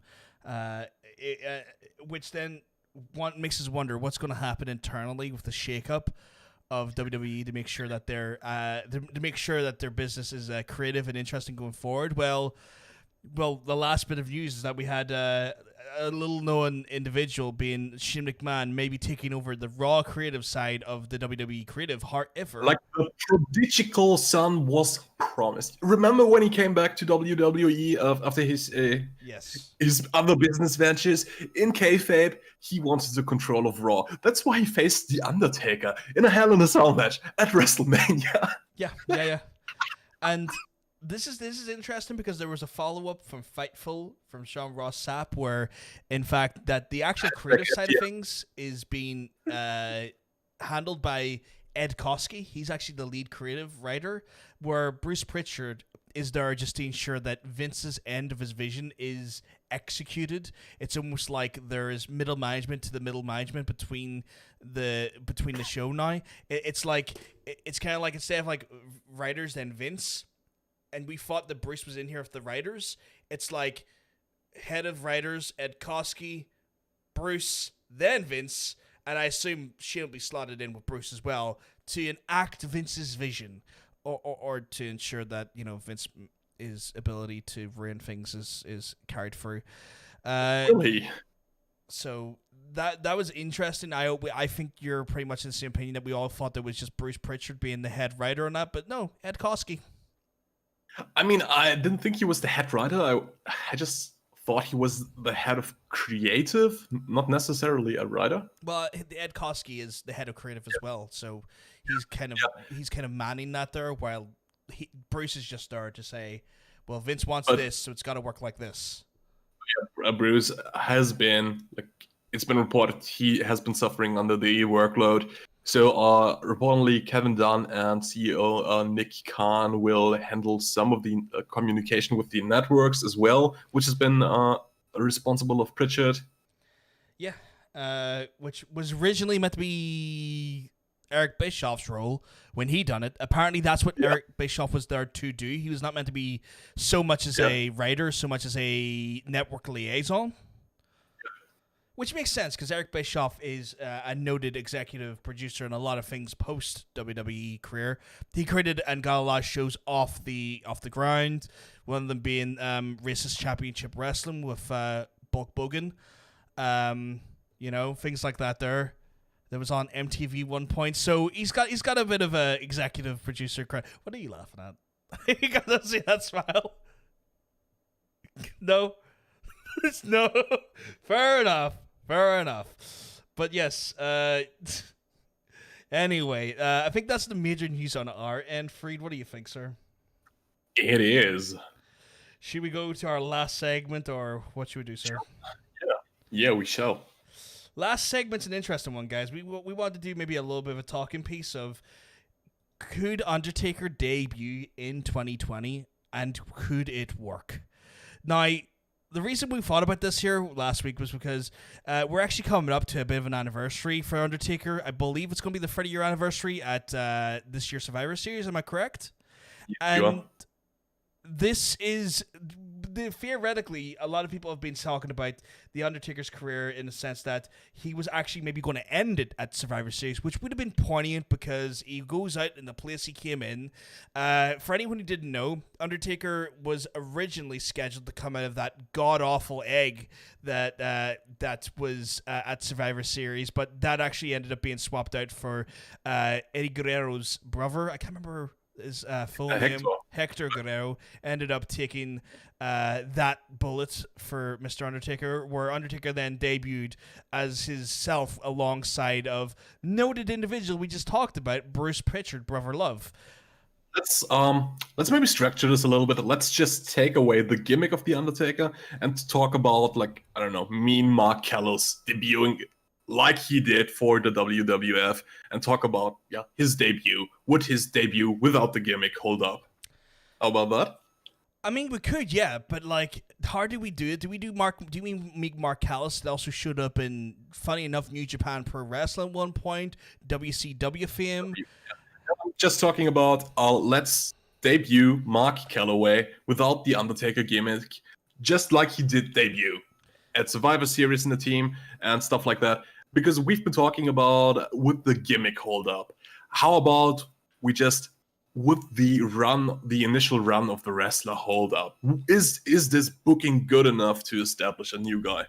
So how did we get that over? So like with me, Mark Callis, he was pretty much an all-out brawler. I wouldn't say he was anything special. I wouldn't have called him a... When you watched his old WCW work as well as... Get away from the gimmicks. No, but like we're talking about like how he was. Like he was just a brawler. There was nothing special to him. He was a meat and veg type of wrestler. There was nothing to him. So how would you get him over then without the gimmick? I mean, like I just wanted to look at how did WWE book The Undertaker to get him over in his debut in the time following up, not necessarily focusing on the gimmick. Okay. Well, they pretty much booked him. So what do we have? His first match was... It was a Survivor Series match. He was the mystery partner of Ted DiBiase, who was also teaming with the Honky Tonk Man, and I'm blanking there. On the face side was Coco Beware, Dusty Rhodes, and Hart Foundation. That is Bret Hart and Jim Anvil Neidhart. Yeah, that's where he pretty much was noted for eliminating Coco Beware with his finisher, and I think this was the first time at least I remember being seen the Tombstone Pile Driver. Now, do you think that would be a viable? Do you think that would be a viable finisher in 2020, given that we've seen Meltzer drivers and other people use? In fact, this Dynamite this week, we had 2 Tombstones back to back. Yeah. Do you feel that he would be able to get that over as a finisher in 2020 and be it viable? I feel like the Tombstone could still work. A pile driver is still a very impactful move if done right, and especially how the Undertaker does it later, because he slams them down and puts the hands of his opponent on the back for the pin. That's a very unique variation of the move that makes it his own. But see where he does that there. Do we have to take that away because we got the gimmick gone though? Because that is kind of a spooky element to the move. Do we remove that? Yeah. I mean, if we're just talking about the pile driver by itself, I feel like it's still finishing material. Okay, so you think that could still work? As pile drivers go, this is one of the more brutal ones. Of course, you got package pile drivers, but you don't see them much in the North Americas. No, they're very much used by actually luchadors for the most part. In fact, it is part of Pentagon's finishing routine. Then coming off the back of that then when we go through this here, do you think we could then, who would you put him up against in 2020? Who do you think his first feud should be against? Well, Dolph Ziggler, obviously. Really? No! You want to go that man? I was going to say, that shocked me for a second. I don't know. Who would be a good opponent if we wanted to debut The Undertaker right now? A good opponent in my mind to debut against Undertaker, I feel like you want to put him against someone who's scrappy, because Undertaker is still a powerhouse. He's still big. He's still got his power behind him, and especially at that age as well. You can't... Big guys like him work against, I wouldn't say weedy, but certainly athletic individuals. It's a good sort of chalk and cheese approach to things. I think the best person to put him against, and even though it kind of puts this individual into a worse state of affairs he's already in technically inside WWE, but I think you put him against Ricochet. You know, interesting. How about Finn Balor? Do you think we put him in NXT? Do you think that's where he makes the most sense at the minute? I mean, if unknown wrestler Mark Calloway, plucky 25-year-old upstart, would debut right now, I guess he would be in NXT, wouldn't he? Yeah. So we could, yeah. I guess if we're putting him in NXT, based on what way the WWE system works, we'll put him against Finn Balor. Do we have a best of 3 with that there, or do you think we want to kind of get a one and done and move on to someone with a little bit more meat on the bone? I mean, if we want to get the Undertaker over, it's a one and done and a dominating victory at that. Do we wait to take over to finalize that, or are we just talking just like a week or two into NXT and done? Or do we have a bit of a jobber run up on this? I mean, his debut match should be at a takeover, shouldn't it? Yeah, it should be the takeover. So say takeover Triple X, takeover 30. Hell, takeover 30 because this is his 30-year anniversary. Let's do it and take over this win over last night. So we'll have Finn Balor versus The Undertaker, right? Have him just completely destroy Balor, but then who's his next opponent? And I think I've got an idea for that. Oh yeah, let me know.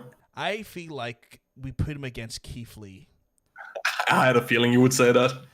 The reason why is because I feel like those two could pull off a big hoss match, but Keith still has a little bit of that mobility that works. He's not a hoss in the sense of like a Braun Strowman who is very power slam heavy. Keith can move. The thing is, I wouldn't put him against Keith Lee. Why not? Because Keith Lee makes if you put him right next to Keith Lee, it makes the viewers understand plain and clearly that this one big man cannot move like the other big man. You think that would be his detriment? Yeah, because seeing the Undertaker move like that for a big man was mighty impressive 30 years ago, because you didn't see that. Yeah, he was doing well, it wasn't called old school then and stuff, but it was. I mean, nowadays you got your Keith Lee, you got your Lance Archer, you got guys like this who are mighty impressive for big guys. So you think shy away from that there? Shy away from the big hoss fight? Might be. What's your take on that? Well, see, the reason I'm thinking is that we have Keith Lee and we have Undertaker and we have a bit of a hoss fight. Keith Lee does a little bit of mobility, but like you're saying, we don't want him to outshine the Undertaker's mobility.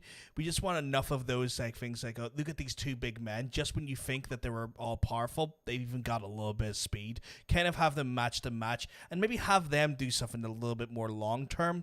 Let's elongate this though. Let's not make this a one and done. Let's kind of have this be their year one feud. Like every 4 or 5 months, they come at each other and beat each other up, but let's give them something to work for. Let's say Undertaker in the following weeks after his first match with Keith Lee, he gets the North American Championship and he starts running with the North American Championship, but Keith Lee then obviously still has to take back a win there, or maybe Keith Lee's interested in that title, and that ends up being like their second match is that second sort of match, but for the belt. Give them a little bit of give them some sort of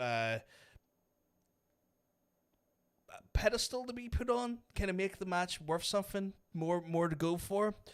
Then have it so that, say Keith takes the belt off him, but then Undertaker, being the horrible person he is, costs Keith the belt at a different time frame before the next big major pay-per-view, and that you have the rubber match being the blow-off of the feud. Non-title match, but we have a lot of history there. It's been worked over a year. A belt has been lost in this year, and we have a lot of anger and animosity between the two. Interesting. Now, in his original run, Taker won the World Championship after just 1 year, was the youngest WWF World Champion at this time, which kind of put him over in a major way. Do you think maybe we should try to replicate that, or would you go with the elongated NXT storyline? I think the elongated NXT storyline works better for the modern audience. I don't think... I think the problem is if you give a new person, especially someone who's so fresh, the belt, especially the belt of that prominence, so early, it can do one of two things. And we discussed this with the MJF stuff as well. And to an extent, I did agree. But the problem I find with that there is that you either A, undervalue the belt, or B, you make the run a flash in the pan and they can suffer for it long term, where you've got to give them a little bit of a build. You got to give them... you got to make them climb out the ladder a little bit, show people why they are good, so that when the belt is won, it makes sense, and it kind of sells you on the idea of the belt being in their hands. I feel like with the North American belt, there's I don't like using the term mid card, but it can elevate the individual who holds the belt or who's competing for the belt, but doesn't devalue the belt if the run is shortened because maybe the experiment doesn't work. It has a better flexibility to that, where when you're the world champion, you do kind of have to be almost bulletproof to carry the company through. And hot shotting a belt onto a person on their first run, especially from their first attempt, seems in 2020 a little bit too risky. Okay, so we go with the NXT run, a big feud with Keith Lee for the North American title. Would you give him a manager? A manager? You know who I would put in? I'll let you actually say. Who would you want to put as a manager now you're suggesting that? I haven't thought about it. You know who I think would be great, especially with like this day and age, and I don't think it's something anyone would anticipate. Paul Ellering. Ooh. You thought I was going to say Paul Heyman there, didn't you? That's an interesting. The thought. stuff I really like Paul Ellering as a character, and now imagining him next to the young Undertaker. Ooh, that's especially old Paul Ellering. That's kind of mighty impressive. I like it. The reason why is because we know what he is like for big powerhouses. Look what he done for the Road Warriors. Look what he done for AOP. He's so good at managing these strong-armed, big, meaty, athletically girthy individuals, and he adds a level of believability to their character, to their credibility, to like their abilities. And I feel like Ellering is such an underutilized individual when it comes to that. There, people don't really give him the credit he's due in a modern world. When he was doing with AOP was straight up magic. Like, he made you believe AOP were going to decimate, break, and destroy you.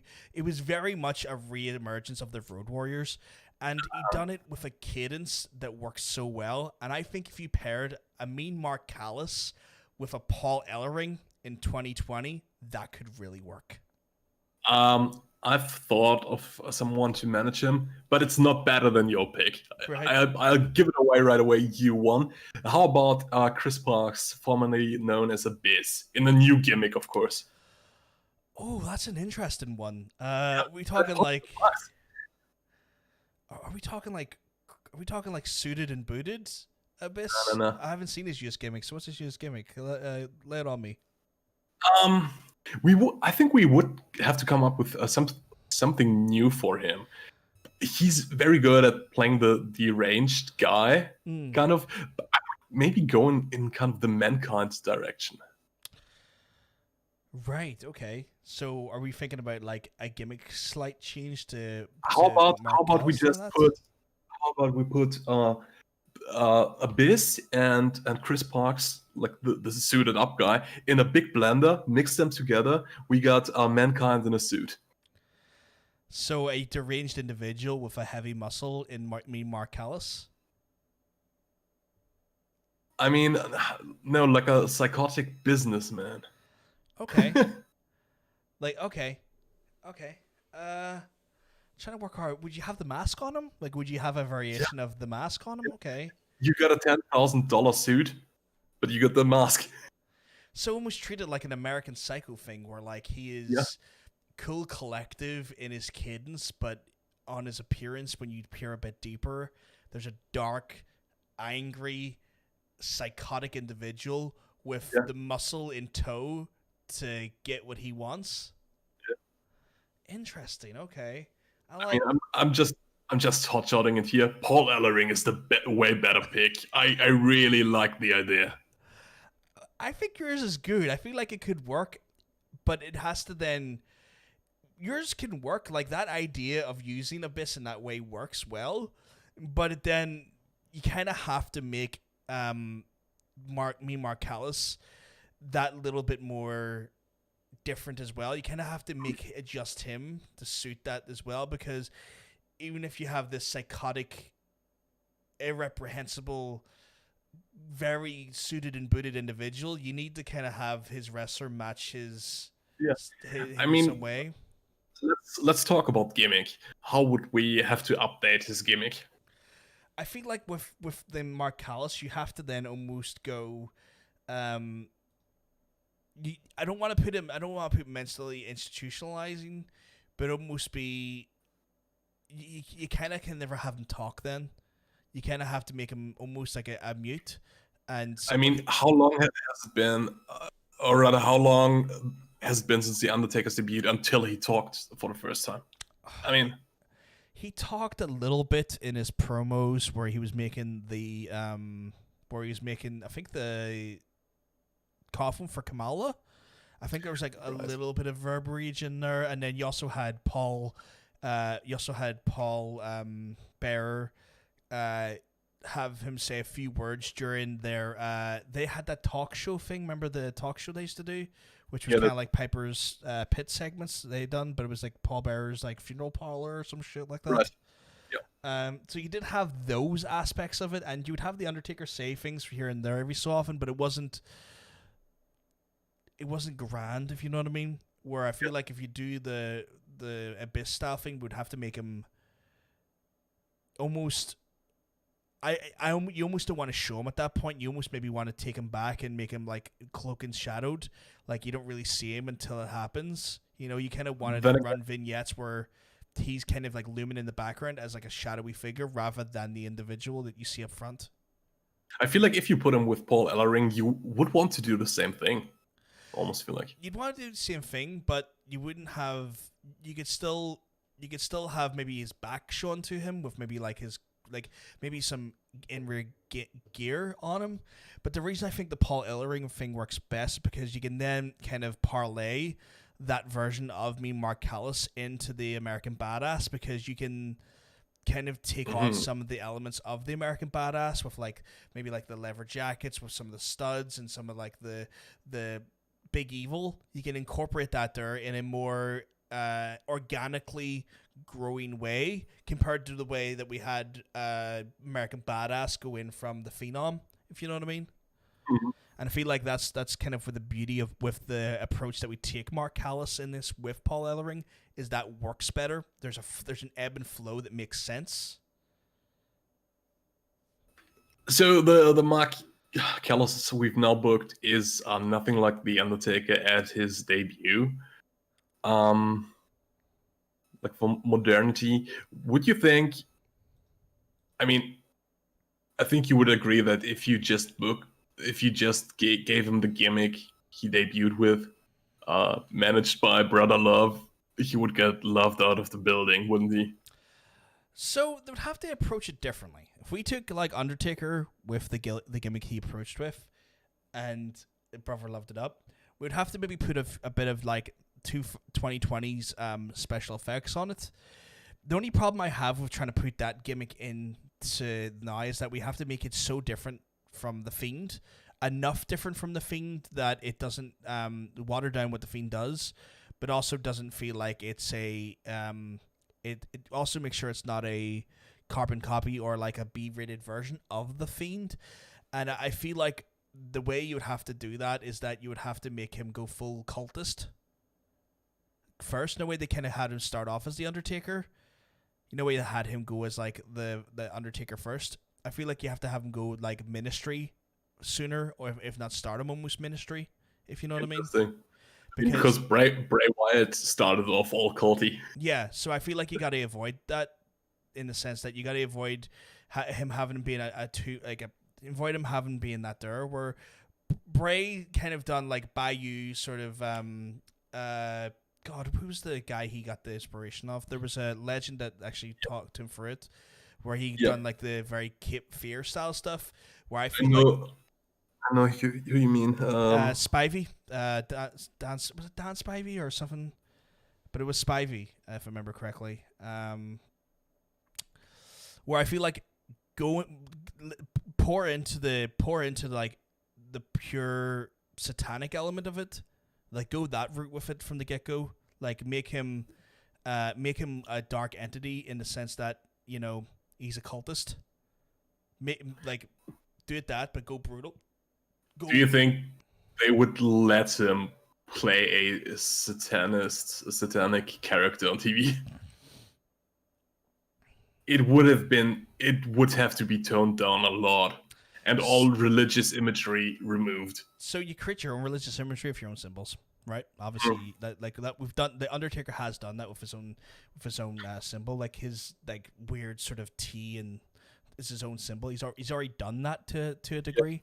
Where I'm thinking you can do it because I don't know if you noticed, but Raw and WWE's went TV 14 again. It's no longer PG era. So I've seen that. So there is scope in there to go a little bit edgier with it. I mean, I wasn't really concerned with the rating. I was concerned with the advertisers. Like M&M's advertised next to this satanic guy. Well, that's where you pick and choose your spots and where to put them. You don't put them on the. You still have your Cenas and stuff for those spots. You still have you use your marketing department to work around that. But I mean, the United States is stupidly Christian. If you put stuff like that on, you would get a lot of Christian moms writing their sponsors. Hey Snickers, did you know that WWE is putting a satanic guy on TV? I will never buy Snickers again. I mean, yeah, you could argue that's happening. That could happen with Bray Wyatt. Look at him. I mean, he's really religious. He's possessing people, though. There's a religious connotation to the possession. Is he possessing people? The theory is right now is that he's possessed Braun Strowman. He's making Braun Strowman beat up and mangle Alexa Bliss. Yeah, no. So it is happening right now. Okay. Back to Modern Taker. Okay, so you would want to go for more like the ministry kind of Taker from the get-go. Yeah, go for the ministry type of thing and have him. It's going to be a hard one to do because I know what you're saying about the advertisers, but let him go to full sacrifices. Like he wants to sacrifice his victims. Like let's do it. I mean, I'd be all for that. Let's go full health. Like know what he done to Austin where he put him on the cross and stuff. Let's go that way.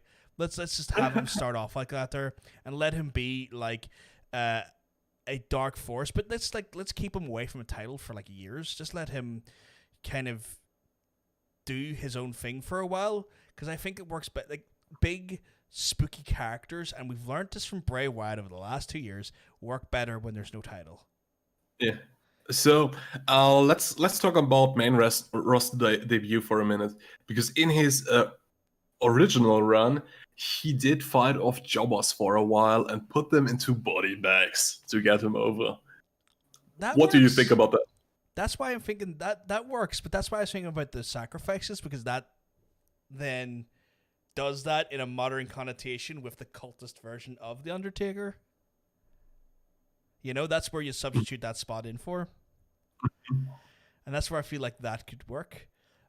Interesting. I feel like you have to go for a character like The Undertaker, where it's a bit spoopy. You have to go to the extremes to sell it. Mm-hmm. Because Mr. Purple Gloves and I make coffins is not going to do anything for you in 2020. Come on. We're desensitized to the point. We have to go to the extremes here. Yeah.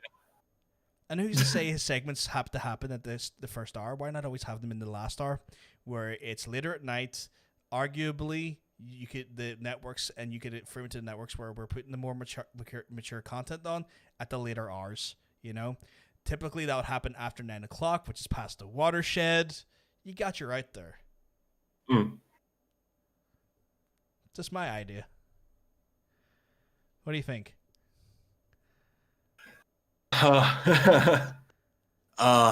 It's an interesting take, and it would depend heavily on execution. I think if it would work, it could be like the initial debut of the Dark Order and just got everyone would just piss all over it. Yeah, I get that. It's in danger of that. It could be very well executed. I wouldn't know how though.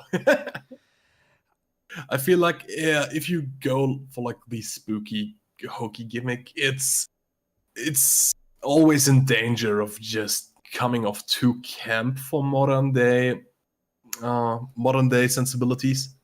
I mean, Bray Wyatt's Fiend, who's been executed like almost to perfection, runs a really tight rope of being too much for wrestling. Yeah. It's no longer the comic book characters. So I had an idea. Okay. You know why I said he was sacrificing people? Just saying his bigger feuds, those people he's sacrificed end up doing run-ins on people when he's not even there, but like look visibly different, like they look not of their own free will, and he's indoctrinated them to do things. Not necessarily like almost like on like keywords, like he almost has them set up to like, I beat you, I know I control you on a mental way on a mental level. You'll not be there when I walk out, but when I need something done, and even if I'm not near the building and I want this I'm facing this, I'm in feud with this person, you will appear months later and for no reason, almost look a bit chalked out. Maybe like, give them a visual like look to make them look like they're not of free will and they're a little bit drained and maybe like mentally exhausted, and have them and maybe have like maybe subtle little like etchings, like maybe makeup to show like his symbol on them, and have them attack him. Like use the culty vibe like that there as almost like as a form of gimmick. When you first mentioned this idea, my initial thought was, oh my god, he's going with zombies. No, not zombies. Let's go for like full cultist indoctrination. It's difficult. I think this is really sensitive to the execution. Yeah. I can see this being the Nightmare Collective, That's why you don't have anyone else share a stage or a screen with him. It's just him. Yeah. That's why I'm always talking about separate the underling, and you only use the underling once. But I mean, kind of, Luther has the weird symbol on his head. He looks kind of like he's controlled. He runs out there, cuts off the hair of somebody who Brandy is feuding with, I get that, but like, I'm thinking in a way of like, just having like one-off interactions. Yeah, I got that. And just like, it's a one and done for each individual, but have some long-term booking in there. Fuck you, Seth Rollins. And have, someone that he maybe faced 8 months ago in like maybe a squash or maybe just a random Raw match against like, main star talent, suddenly do it, but then the commentator go like, oh god, he's got the same thing that he faced him like a few months ago. What happened when he sacrificed him? What happened there? It's like, is this what is off that there? Have those little things like come into play. Do it better than that, obviously, but like have enough where the commentary and the subtle play works into the fact of giving a reason for these very weird and cult-like actions.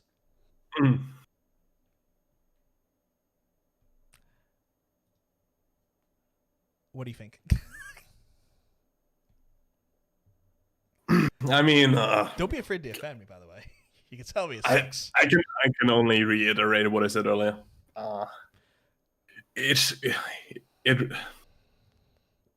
It depends on execution, Yeah. It could be really, really hokey. I'm kind of like when you said earlier, is that what happens to people when he sacrifices them? But yeah, but like, it's such a stupid line, but like, I'll admit, like, that's a crap line. But like, have the commentary like draw the connection between the interaction and the actual run-in. Yeah, I mean, the way you've been telling it, I'm getting what you're trying to get at, but I'm also getting flashbacks from all the horrible supernatural gimmicks that fell flat on their face, And it's,